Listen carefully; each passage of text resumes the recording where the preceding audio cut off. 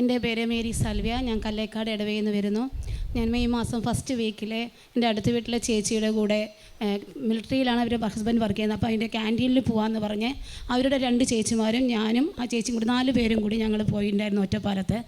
ആ സമയത്ത് പോകുമ്പോൾ ചേച്ചിയുടെ കയ്യിൽ കാർഡൊക്കെ ഉണ്ട്. അത് ഫോണും കാർഡും കൂടി കയ്യിലാണ് പിടിച്ചത്. ആ ചേച്ചി ബാഗ് എടുത്തിട്ടുണ്ടായിരുന്നില്ല. ഞങ്ങൾ സാധനമൊക്കെ വാങ്ങിക്കഴിഞ്ഞ് ബില്ലിട്ട ശേഷം ഞാനും ചേച്ചിയും കൂടി അതിൻ്റെ ചുവട്ടിലാണ് ഡിഫൻസ് ഷോപ്പ്. അപ്പോൾ അവിടെ പോയി ബെഡ് നോക്കണം എന്നുള്ള തയ്യാറിൽ ഞങ്ങൾ ഇവരെ കൊണ്ട് ബില്ലൊക്കെ ഇട്ട് വാങ്ങിയിട്ട് ശരിയായി റെഡിയായിരിക്കും, ഞങ്ങൾ അതും പോയി നോക്കിയിട്ട് വരാമെന്ന് പറഞ്ഞ് പോയി. അതിൻ്റെ ഇടയിൽ ചേച്ചി പറഞ്ഞു നമുക്ക് ബില്ലിട്ട ശേഷം കാർഡ് വാങ്ങിയേ ചോദിച്ചു. ഞാൻ തന്നെയാണ് കാർഡ് പോയി വാങ്ങിയത്. കാർഡ് വാങ്ങിയ ശേഷം മൂത്ത ചേച്ചിയുടെ കയ്യിൽ ഫോണും കാർഡും ചേച്ചിയുടെ ATM കാർഡും ഒക്കെ കൂടെ കൊടുത്തിട്ട് ഞാനും ചേച്ചിയും കൂടി ചുവട്ടിലേക്ക് ഇറങ്ങിപ്പോയി. ഇവരെല്ലാം പാക്ക് ചെയ്തു. അതിനുശേഷം ഞങ്ങൾ ബെഡൊക്കെ നോക്കി അവിടുത്തെ കാര്യങ്ങളൊക്കെ റെഡിയാക്കി. അത് കഴിഞ്ഞ് അന്ന് വ്യാഴാഴ്ചയായിരുന്നു. വെള്ളി ശനി ഞായർ ദിവസമായി ഞങ്ങളുടെ പള്ളിയിൽ തിരുനാളായിരുന്നു. ഞാൻ ഞായറാഴ്ച അവിടെ നാടകമൊക്കെ ഉണ്ടായിരുന്നു. അപ്പോൾ ഞാൻ അവിടെ കണ്ടുകൊണ്ടിരിക്കുന്ന സമയത്താണ് ഇവർ ഫോൺ ചെയ്യുന്നത്. ഫോൺ എടുത്ത് പറഞ്ഞു നോക്ക് ബാഗിൽ കാർഡ് ഉണ്ടോ എന്ന് നോക്കുമോ. ഞാൻ എൻ്റെ ബാഗിൽ വെച്ച പോലെ എനിക്കൊരു ഓർമ്മ പറഞ്ഞു. അപ്പോൾ ഞാൻ പറഞ്ഞു ഇല്ല ചേച്ചിയാണ് എൻ്റെ ബാഗൊക്കെ എടുത്തിട്ട് വന്നത്, എനിക്ക് ഓർമ്മയില്ല. ഞാൻ വീട്ടിൽ പോയിട്ട് ഒരു 10-11 മണിയാവും വീട്ടിൽ പോകാൻ. എന്നിട്ട് ഞാൻ നോക്കിയിട്ട് പറയാമെന്ന് പറഞ്ഞു. അവർ പിന്നെയും ഫോൺ ചെയ്തുകൊണ്ടേ ഇരിക്കുന്നത്. അവനെ ടെൻഷനായിട്ട് ഇരിക്കുകയെന്ന് ചേട്ടൻ ചീത്ത പറഞ്ഞിട്ട്. ഞാൻ പിന്നെ വീട്ടിലെത്തി നോക്കി, ബാഗിൽ നോക്കിയപ്പോൾ കണ്ടില്ല. ഞാൻ പറഞ്ഞു ചേച്ചി ബാഗിലില്ല. അല്ല തൃശ്ശൂരത്തെ ചേച്ചിയും വിളിച്ചിട്ട് പറഞ്ഞു ബാഗിലില്ലയെന്ന്.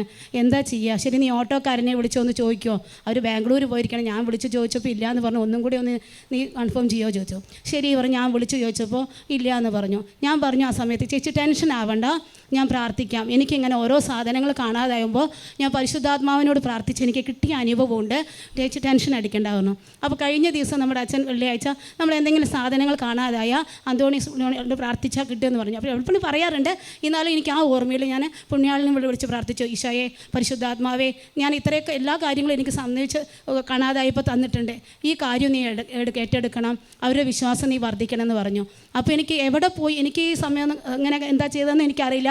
പക്ഷേ എൻ്റെ വിചാരം ഓട്ടോയിൽ പോയോ പുറത്തു പോയോ അങ്ങനെയുള്ള ടെൻഷനൊക്കെ എന്നെ അകറ്റുണ്ടായിരുന്നു. പക്ഷേ ഞാൻ എന്നാലും പ്രാർത്ഥനയിലിരുന്നു. ഞായറാഴ്ചയാണ് സംഗതി. തിങ്കളാഴ്ച ഉച്ചയോടുകൂടി ആ ചേച്ചി കിട്ടിയെന്ന് പറഞ്ഞ് തൃശ്ശൂരിലെ ചേച്ചിയുടെ ബാഗിൽ തന്നെ അതുണ്ട് എന്ന് പറഞ്ഞു. ആ സമയത്ത് ആ ചേട്ടൻ പുതിയ കാർഡ് ഉണ്ടാക്കാൻ വേണ്ടി ഒറ്റപ്പാലത്തേക്ക് പോകുമായിരുന്നു. അപ്പോൾ ഞാനപ്പോൾ ഈശോയോട് മഹത്വപ്പെടുത്തുകയാണ്.